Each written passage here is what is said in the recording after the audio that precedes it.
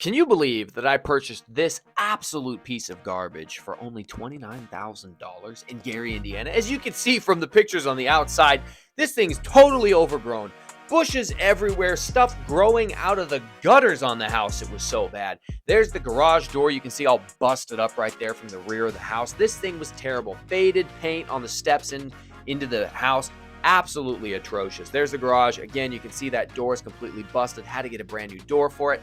Inside of the garage, they just left me a mess filled with crap. That's pretty standard. But my favorite part, you might see this car right here that's been stripped and ripped. And why was it stripped and ripped? Because it was a stolen car that we had to call the police to come out and recover it. Thanks, local Gary PD. Moving into the house, you can see the faded floor, the condition they left it in, just absolutely gross.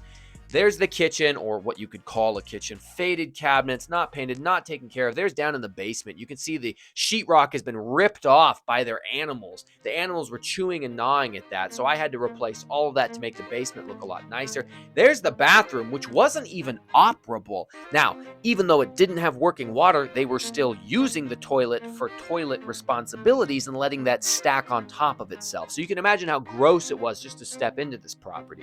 Now, as you're seeing some of these pictures show what it's looking like partway through. We've started to fix some of the basement. We've done some landscaping outside. We've done a lot of the painting on the interior. And this picture right here, there they are pulling down the gutter and the flower bed that's growing out of the gutter so we could put a new one up there. Beautiful new stain and sand on the floor. That is the original hardwood. We brought it back to life. It's amazing what you can do with some sand, with sanding and staining, making it look so much nicer. Gorgeous tiles in the bathroom. I love to do this type of tile work in bathrooms. New toilet, new vanity. There's the studs. We did put paneling down there so that the basement is an actual unit. And then you can see right here, it just looks so much better. Okay, so things that got changed on this. I already mentioned most of the stuff on the outside, but also all this concrete was painted and sprayed so that it looks nice and accented and highlighted. As we go in, the floors, this is natural hardwood floor, and they look gorgeous. Completely resanded, refinished, and brought back to life. We go in here, it was just a 2-bedroom house. But we put in this door and this wall, I believe. This was a separate room, but by adding the door, we now made this a functioning 3-bedroom unit instead of just a 2-bedroom unit. That was one of the things that helped get the appraisal way up to somewhere better where I could make a bunch more money. So we go through here, we got the nice big dining room, living room area, and then we've got the kitchen. We'll get in there in a second. Let me show you the other bedrooms. Initially, as I said earlier, it was just a 2-bedroom. We had a bedroom here, and then we had a bedroom right here, and I forgot to flip the light on. So these were the 2 bedrooms in here, and they're both smaller than that dining room that I just put together. So both of these bedrooms were smaller than that bedroom in the front where we first walked in. Then you come in here, you take a look at the bathroom. I completely redid the bathroom.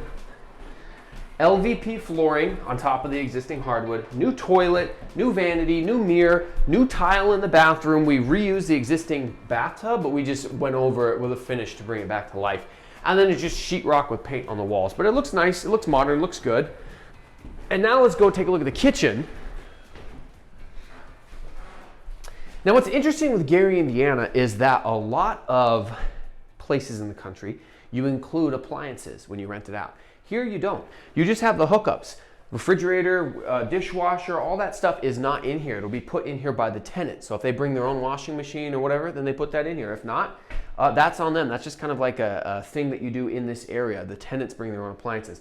Kitchen's not that big, but it has a decent amount of room. We go downstairs. This is the secret hidden gem of this place, is all the extra space downstairs.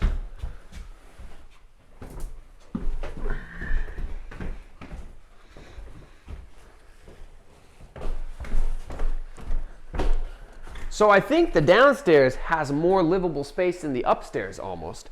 This right here, you immediately walk into this room. All of this paneling on the wall was done by me. It was just studs down here. Now it's not finished by any stretch of the imagination, and it's too dark really, unfortunately, to show you, but we have this whole extra room back here, and we have, I'll take it, we got, this isn't, unfortunately, I don't know if the light switches are even working in here. We have lights. Let's see if I can get this on. Okay, yeah, so I've got this room in here. We've got tons of storage in this pantry that's back here. Let me see if I can find. The light switch from here doesn't work, but really what you can see is just how many rooms and how much storage this building has. So some family will rent out the upstairs. They got 3 bedrooms. They can throw a couple of rugs down here and a couple of lamps down here, and you've got a kid room, a family room, you know, get the kids downstairs, and that's why this thing's gonna rent for the fair market, it's about $12.50. For Section 8, it's about $11.50. So I'm willing to take $100 less to get Section 8 tenants in here than I would to go with fair market, because I just want the consistent rent. And lastly, the last thing I didn't point either, there's a 2-car garage in the back as well. All that type of stuff brings more value.